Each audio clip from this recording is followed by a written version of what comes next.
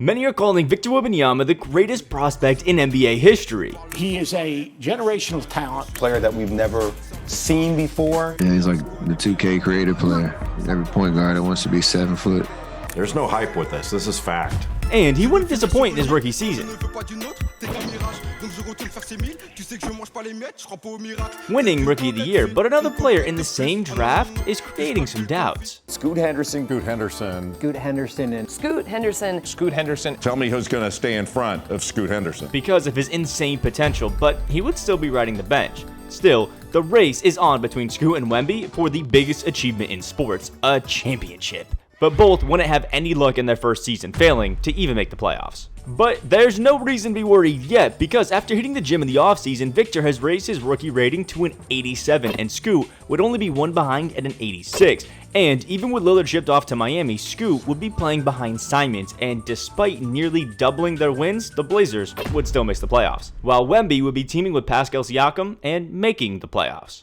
They would be in the play-in tournament where the Spurs would beat the Pelicans but lose to the Jazz and finish 10th in the West, sending both to a long offseason again, where both would crack a 90 overall. But now Scoot is ahead by 1 as a 91, and both have different motivations for improving. Scoot wants to prove to everyone that he should have been the first overall pick, and Dame was wrong all along to run off to Miami, while Wemby needed to prove he was the generational talent everyone thought. But the pressure will be getting to him. The Spurs are missing the playoffs. While Scoot and the Blazers would have the second best record in the West, despite losing Simons, because Portland would replace him with someone better, Giannis. But even with a new duo, Scoot would struggle against the Kings and fail to make it to the second round. Despite their failures, both of their overalls are progressing nicely, and finally, they both are getting some help. Kevin Durant is now with Victor, and Giannis is with Scoot. If one of them doesn't win, I don't know what happened. Even with the skinniest duo in NBA history, the Spurs missed the playoffs, and many are wondering if Wemby will ever live up to his hype, as despite going up in overall, his production has stagnated. We can't forget about Scoot, who has split the first 4 games of the Lakers in their first round matchup, but without LeBron,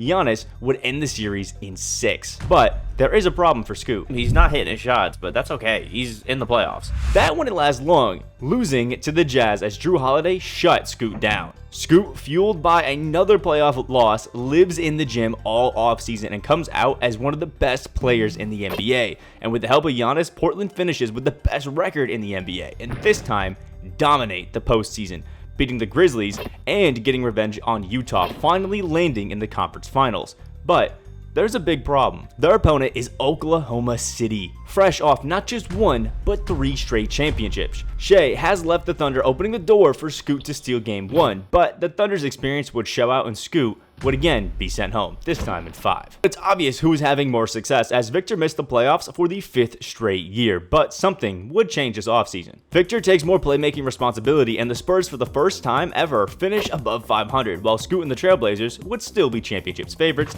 even without Giannis, leading to an interesting postseason. The fans would be backing Scoot, but they would forget one thing.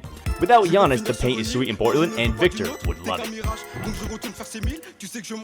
Only dropping 1 game to Portland, and Victor wouldn't show any respect to the heartbroken Scoot. Riding the momentum, the 7-seed Spurs make the conference finals, but just like Scoot, couldn't make it past the Thunder. Fueled by failure, Scoot becomes the best player in the NBA at a 99 overall, while Victor still lags behind at a 97. It wouldn't stop him from having his best season yet individually, but it would bring a small amount of success for Scoot, as this time crushing Victor in a sweep, where again, Victor would walk off without shaking hands. But for Scoot, even a 99 overall wasn't enough to beat De'Aaron Fox and the Kings. Both searching for a fresh start, Scoot heads over to the Big Apple, joining Brunson, while Victor joins a young stud Nasir Cunningham in Washington. They both have better teams now, but I got a feeling they're still gonna lose. And I would be right about Scoot, who missed the playoffs, but Wemby and the Wizards would make noise despite being the 7 seed, beating the 76ers and Cavaliers, but next would be the Hornets and LaMelo. Despite being the worst team on paper, the Wizards would be up 3-2 heading into a Game 6 where the Wizards would be down, but Victor had other plans. Okay, Jet Howard's coming down, Michael Porter, Wembanyama wide open, he hits it. Oh my god, it's a tie game. But sadly, the Wizards would lose in overtime, forcing a Game 7, but thankfully, the Hornets wouldn't even put up a fight. Charlotte is gone, and Victor is the first of the 2 to go to the finals. I don't know how this happened. But the path wouldn't be easy, as he has to take on the best center in the NBA, Nikola Jokic, who would prove that Victor wasn't ready to take over the NBA just yet. Oh my god.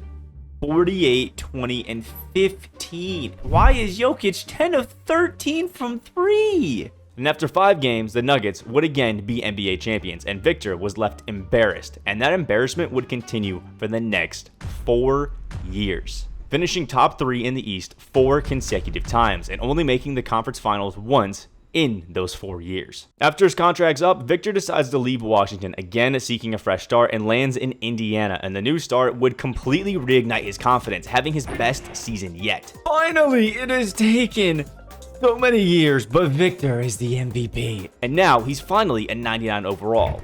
Well, his second best player is Tyrese Halliburton, who is a 93 himself, and the Pacers find themselves with the best record in the NBA. Victor again makes the conference finals, but what's going on with Scoot? Scoot would force his way out of New York after 2 failed seasons, landing in Boston, and despite massive strides in his own game, now averaging 28 and 15, postseason success still didn't happen for Scoot in his time in Boston, and now he finds himself hundreds of miles away in Dallas. And after beating the Lakers and Nuggets, they both are in the conference finals. But old habits die hard, as both Scoot and Victor would fall in a Game 7, and it would once again go downhill for Scoot. As after another successful regular season, Dallas would get swept in the second round, forcing Scoot to sit at home while Victor and the Pacers dominated the NBA, beating the Bucks, Pistons, and Hornets. But it would take some clutch to get there, as in Game 5 against the Hornets, LaMelo would sink both free throws for a 3-point lead, but the Pacers would be ready. Good ball move, you guys are running out of time. Tyrese actually has a good look. Oh my god, that's it. We're going to overtime. And we'll win in overtime for Victor's second finals appearance, and who else but the Oklahoma City Thunder will be waiting, and with their experience they would jump out to an early 3-2 lead. But Victor refused to go down that easy, learning from Jokic and dominating Game 6. And down 3 with mere seconds left on the clock, Victor would step up again. Alright, Pacers barely have time for a shot. Alright, they're passing it in to Wemby. He's got to do something. He's literally running out of time. He has to take a test. He hits it. Oh my god. We are going to overtime. But this time, overtime wouldn't go in the Pacers' favor, and they would choke. And again, Victor is left devastated, making many ask the question if he or Scoot will ever be NBA champions. Scoot and Victor have had chance after chance in the playoffs, but can never seem to make the final push for a ring. But this season feels different. Both would lead their conferences in the regular season again. Victor would cruise past Chicago, Cleveland, and Charlotte for his 3rd finals appearance, and Scoot would crush Utah, San Antonio, and Oklahoma City to earn a spot in his first ever finals, meaning, I cannot believe this, one of them is finally going to be a champion, but they have to do it against the other. Their whole careers they've been compared to each other, but now it's finally time to see who's the best. Scoot would start the series hot, dominating Game 1, but Victor's 50-point triple-double would make the series tied heading back to Indiana. Games 3 and 4 would be back and forth battles, splitting each, but with 3 20-10 performances for Dallas, they would win Game 5 and be up 3-2 in the series, meaning if Victor loses this, he will be 0-3 in the finals, and his rival finally cements himself on top. Indiana would come out to start Game 6 firing and lead for the first 3 quarters, but Dallas would fight back in the 4th, taking the lead with a minute to go. Scoot hit a floater to go up 3, but Tyrese would respond with a tough midi of his own to cut it back to 1. But Scoot was made for these moments, finding Williams, who again makes it a 3-point lead. Indiana would talk it over in the huddle, but the play would fall apart, forcing a tough shot. A run out of time. Wemby, though, almost had a backdoor cut. They're launching. What a shot! It's all tied up with 8 seconds to go. But 8 seconds is plenty of time for a good look, and Dallas draws up the perfect idea. Inbound it to the free man and give it to Scoot with seconds to work. 3 seconds left in the clock. Scoot with the ball. Tyrese didn't get a good contest. And Scoot Henderson drills the 3 for the championship.